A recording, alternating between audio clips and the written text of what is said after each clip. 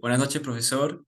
A continuación, mi grupo conformado por Cristian Aguilar, Rod Fonseca y Geraldine Ochoa, el que le habla Carlos Calderón, vamos a presentar un video para explicarle nuestro trabajo de investigación.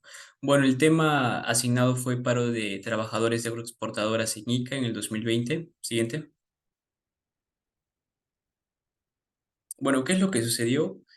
En sí sucedió una serie de protestas que inició el 30 de noviembre de 2020 por parte de los trabajadores de las agroexportadoras y las empresas del rubro de producción agrícola en Ica, debido a las pésimas condiciones de estos trabajadores. Eso era lo que ellos manifestaban, ¿no?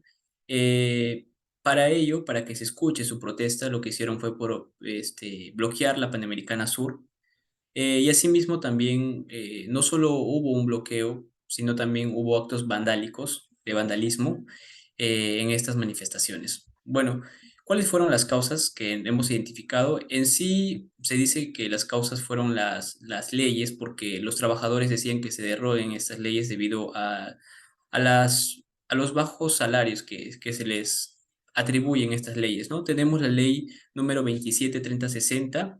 Esta fue promulgada en el 2001 por Alberto Fujimori. ¿Y qué es lo que explica? Bueno, explica que la remuneración diaria de los trabajadores agrícolas no debe ser menor a 16 soles cuando se trabaja por más de 4 horas. Esto incluye CTS y gratificación, y asimismo se tiene que descontar el 4% por el salud. 16 soles en ese tiempo era considerable porque la remuneración mínima vital era de 350 a 400 soles. Luego tenemos el decreto de urgencia número 043 en el 2019, que lo promulgó el presidente Martín Vizcarra. Y aquí nos indica que la remuneración diaria no debe ser menor a 39,19 para los trabajadores que trabajan mayor a 4 horas diarias, esto incluyendo CTS y gratificación. Asimismo, que se le tiene que restar el 6% para el salud. Y bueno, ¿qué es lo que manifiestan? ¿Por qué estas dos leyes, no? Porque los trabajadores manifiestan que es muy poco lo que se les paga. 39 soles diario es muy bajo. ¿Y por qué? Porque las agroexportadoras han ido, en estos últimos años, han tenido un crecimiento exponencial muy marcado, ¿no? Entonces ellos exigen también que si es que ha habido un crecimiento, entonces que también hay un aumento del salario, porque es justo, ¿no? En sí los trabajadores son la base de toda la actividad agrícola que se está desarrollando. Bueno, entonces lo que ellos exigen es que se le aumente el salario a 70 soles por día, ¿no?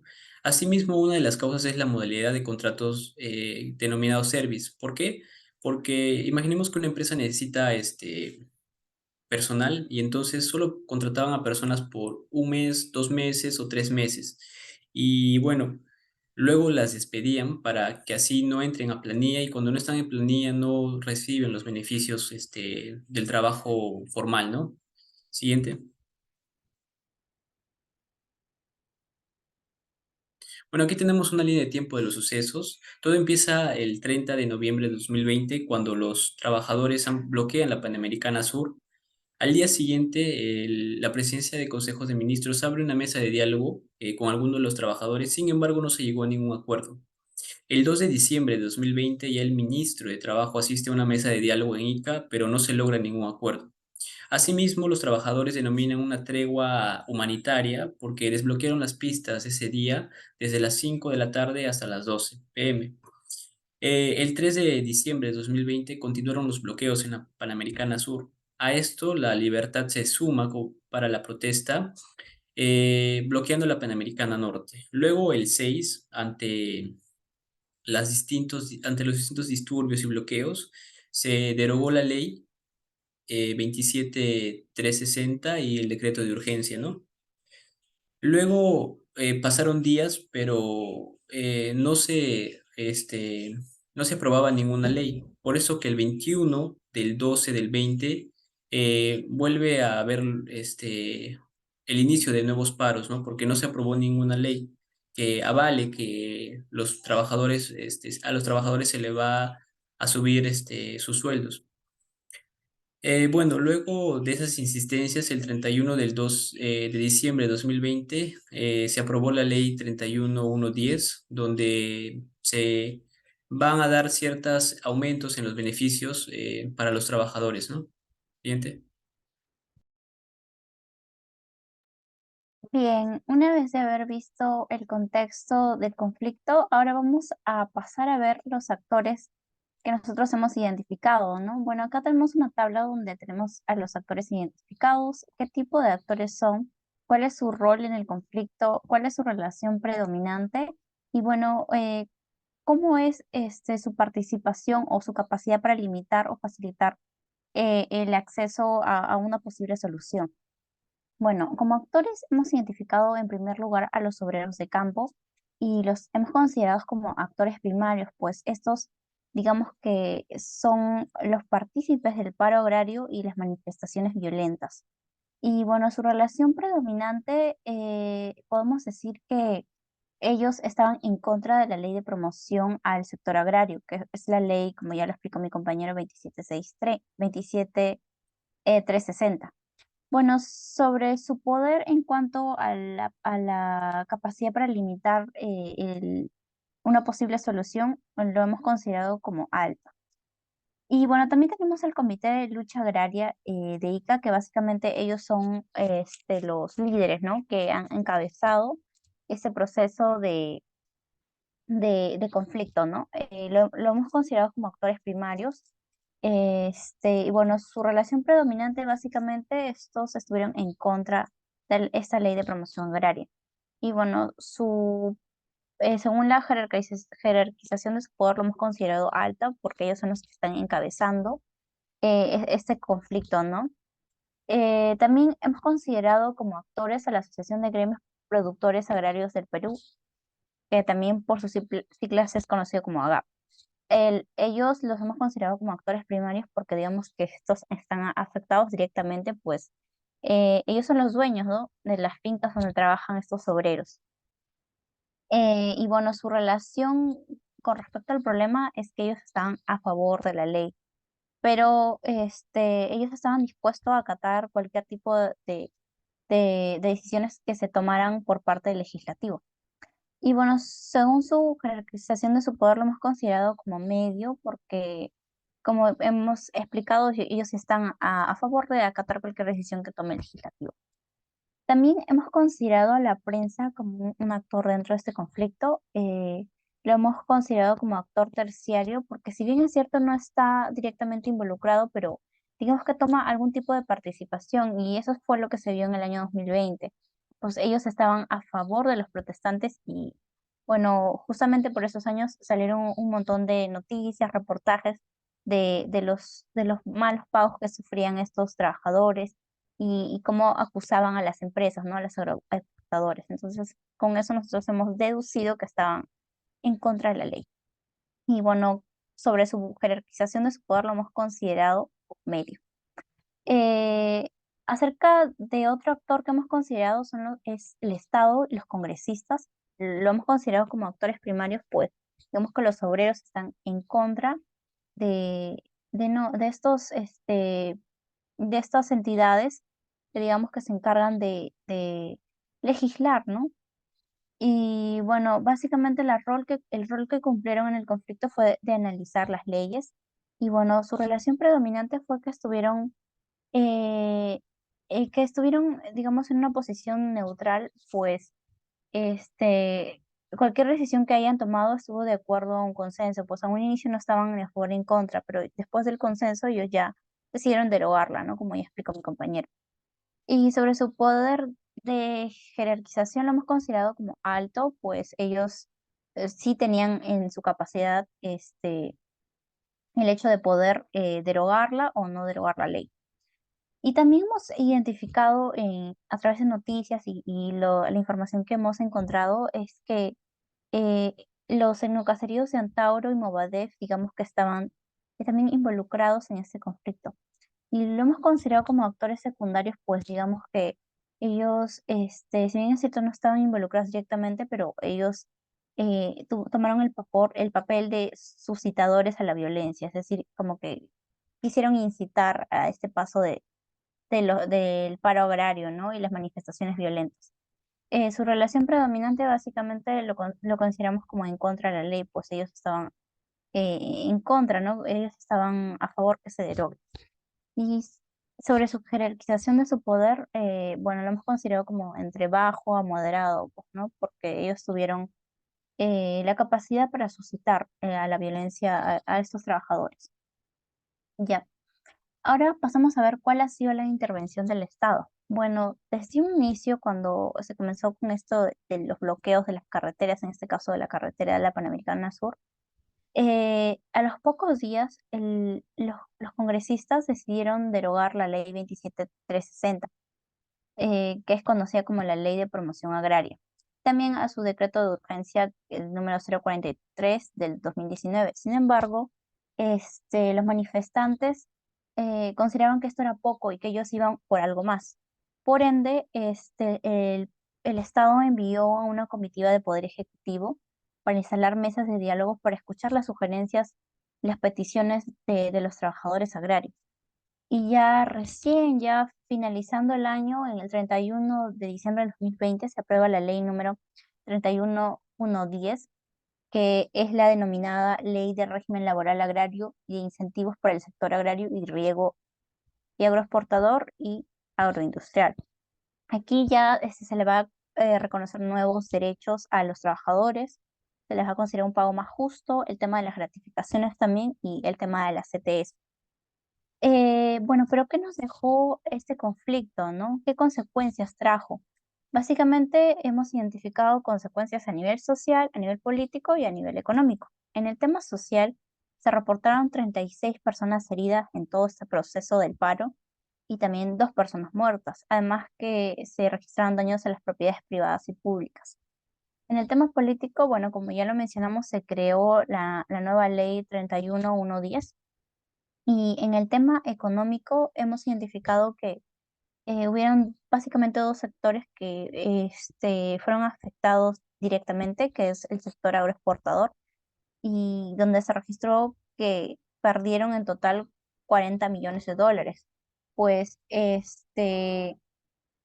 por cada contenedor que no salió, perdieron algo de 50.000 dólares, ¿no? Y en total al día salen como 200 contenedores. Es por eso que hemos colocado 40 millones de dólares. También en el tema de transporte se perdió 200 millones por el bloqueo de la Panamericana Sur, ¿no? Con esto se impidió el transporte del comercio. Y bueno, le doy paso a mi compañero. Bueno, en lo que respecta a este nuevo slide, es realmente un conflicto socioambiental el problema que estamos tratando. Para explicar ello, tenemos que explicar el concepto de conflicto socioambiental, el cual se define como una situación que va a surgir a consecuencia de diferentes intereses y motivaciones que poseen los diferentes actores sociales que van a estar involucrados en una circunstancia ambiental determinada. En este conflicto socioambiental que se va a presentar, las partes van a tomar posición y se van a enfrentar por hechos vinculados a lo que es la escasez, el deterioro o la privación de un recurso natural. Por ende, podemos ver que el conflicto que estamos tratando de paro de agroexportadores en Ica no se trata de un conflicto socioambiental, ya que no hay ningún tipo de recurso natural por medio en este conflicto. Por lo tanto, sería un conflicto más social, laboral, ya que los trabajadores exigen que se les aumente este pago que actualmente, que fue en el pasado de 39.19 soles. Siguiente.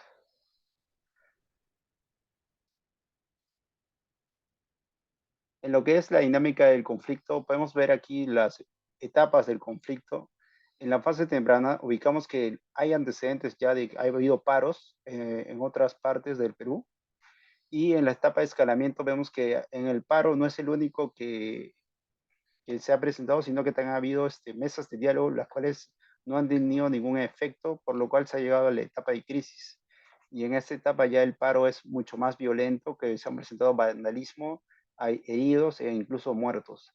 En la etapa de escalamiento se ha observado que lo que es en la etapa donde un poco la tensión se fue atenuando y se llegó a la etapa de lo que es el diálogo, Y con este diálogo se llegó a lograr que se derogue esta ley, ¿no? La 27360. Y con esto se ha llegado a una etapa de paz que tal vez es momentánea aún porque estos intereses pueden volverse a enfrentar y estos trabajadores pueden exigir aún más otras condiciones mejores para su trabajo. Sí. Sí, como propuesta de solución ante todo lo que hemos mencionado son las siguientes. Un acuerdo previo entre las entidades encargadas con los sindicatos para así llegar a acuerdos mutuos y ya no se ocasione o no haya conflictos entre las personas afectadas.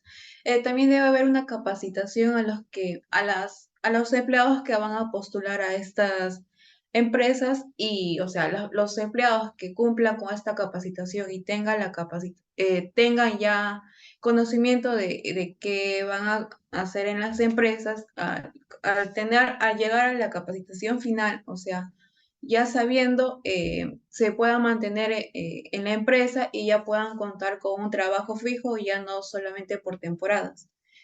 También lo que es SUNAFIL visita constantemente a las empresas para así fiscalizar el cumplimiento del ordenamiento social laboral y es por ello que se debe supervisar constantemente el respeto a los derechos laborales de los empleados y así brindar asesorías técnicas a los empleados. También como una propuesta de solución sería la eliminación del service y considerar el pago de los beneficios sociales.